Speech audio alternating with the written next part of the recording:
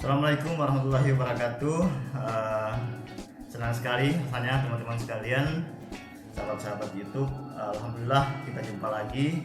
Saya Harmegi Amin, jurnalis masalempo.com, salah satu portal berita online yang berkantor di Kabupaten Mamuju, Provinsi Sulawesi Barat.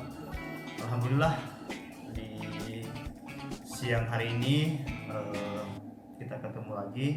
Semoga teman-teman sekalian diberikan kesehatan, senantiasa diberikan kesehatan oleh Allah Subhanahu wa taala untuk menjalani aktivitas keseharian kita.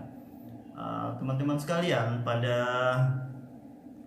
kesempatan ini saya akan kembali sedikit membagi informasi kepada teman-teman terkait dengan berita gitu ya. Ya, sebelumnya saya ingin sedikit membagi bagaimana perkembangan jurnalis hari ini. Dan memang kita di dunia jurnalis saat ini tengah menghadapi salah satu tantangan yang sangat berat, yaitu seiring dengan perkembangan teknologi informasi, khususnya di dunia internet, di mana hari ini kawan-kawan bahwa kebanyakan orang itu mengambil atau memperoleh informasi melalui media sosial.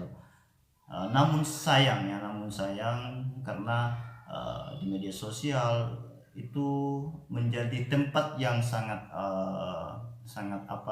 subur untuk perkembangan berita hoax ya. Pasti kita sudah tahu semua apa itu berita hoax. Adalah berita yang tidak benar tapi dia dibuat seolah-olah benar. Itu yang disebut dengan hoax, atau kasarnya adalah berita.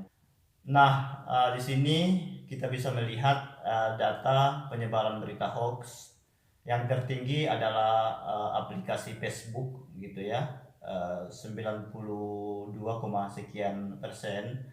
Kemudian saluran chattingan yang lain, termasuk Messenger, WhatsApp dan sejenisnya. Kemudian berikutnya situs web maksud kami. Kemudian termasuk media cetak. Bahkan mengherankan karena di televisi pun masih ada perkembangan hoax gitu ya, meskipun datanya sangat rendah gitu, persentasenya kecil, tetapi masih ditemukan ada berita hoax di televisi. Dan yang paling terendah adalah radio, bahkan di sini dikatakan 0%.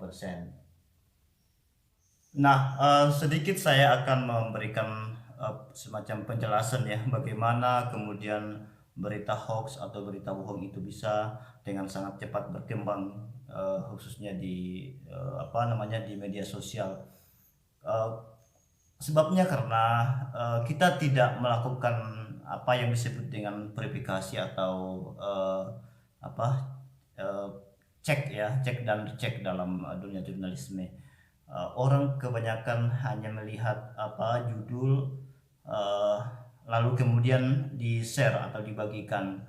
Nah, ketika kita melihat apalagi misalnya kalau yang membagikan atau men-share berita itu adalah orang yang kita sudah kenal, maka secara otomatis kita seolah-olah ada semacam keyakinan atau kepercayaan dalam diri kita bahwa berita ini benar. Padahal sesungguhnya kawan kita itu membagikan juga karena dia tidak melihat isi dari berita yang ada di dalamnya, tapi kemudian langsung dibagikan.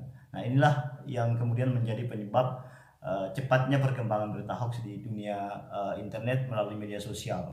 Nah, teman-teman sekalian, berita hoax atau berita bohong itu terbagi atas dua. Ada yang kita sebut sebagai misinformasi, dan ada yang disebut dengan disinformasi. Misinformasi itu adalah sesungguhnya atau dasarnya adalah benar gitu ya. Jadi kalau misalnya dia peristiwa, memang kejadian dasar peristiwanya ada gitu, tetapi karena kemudian orang melakukan pelintir atau framing, sehingga kemudian nilai dari nilai kebenaran dari berita itu menjadi hilang gitu ya. Nah, itulah yang kemudian disebut sebagai misinformasi. Kemudian yang kedua adalah disinformasi ya. Disinformasi memang kejadiannya tidak ada, jadi sama sekali tidak ada nilai kebenaran dari disinformasi itu memang nol ya, tidak ada sama sekali. Tetapi orang membuat eh, rekayasa gitu ya, rekayasa sehingga seolah-olah bahwa ada peristiwa seperti itu, tapi pada hakikatnya peristiwanya tidak ada. Itu masuk ke dalam disinformasi. Nah, sekarang pertanyaan kita adalah apa sih tujuan orang membuat berita hoax atau berita bohong itu? Nah, teman-teman, mungkin kita perlu tahu bahwa zaman sekarang atau perkembangan teknologi saat ini, berita hoax sekalipun ternyata kemudian bisa menghasilkan keuntungan untuk orang tertentu gitu. Nah, selain itu ya tentu banyak motif-motif lainnya. Misalnya motif politik, kepentingan orang atau kelompok tertentu, sehingga hoax itu sebetulnya bisa menjadi ajang bisnis oleh orang dan kelompok orang. Nah, oke teman-teman sekalian, demikian penjelasan saya tadi terkait dengan berita, kemudian berita hoax ya. Mudah-mudahan di lain waktu insya Allah kita akan banyak mengulas lebih banyak lagi ya tentang gimana ciri-ciri berita hoax itu, kemudian seperti apa cara kita untuk bisa tidak terjebak ke dalam berita hoax.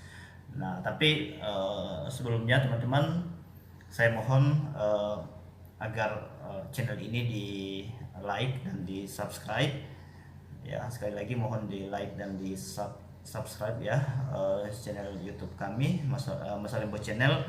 Mudah-mudahan kedepannya perkembangan channel ini bisa semakin baik, dan tentunya kami akan terus mengupdate informasi-informasi terkini khususnya terkait dengan media, jurnalisme, dan perkembangan teknologi saat ini. Saya kira demikian. Terima kasih atas waktunya yang menonton. Mohon dibagikan, disebarkan kepada teman-teman kita yang lain. Sekali lagi di like dan di subscribe teman-teman, karena di subscribe itu tidak berbayar ya, gratis teman-teman. Oke, terima kasih. Assalamualaikum warahmatullahi wabarakatuh. Dadah.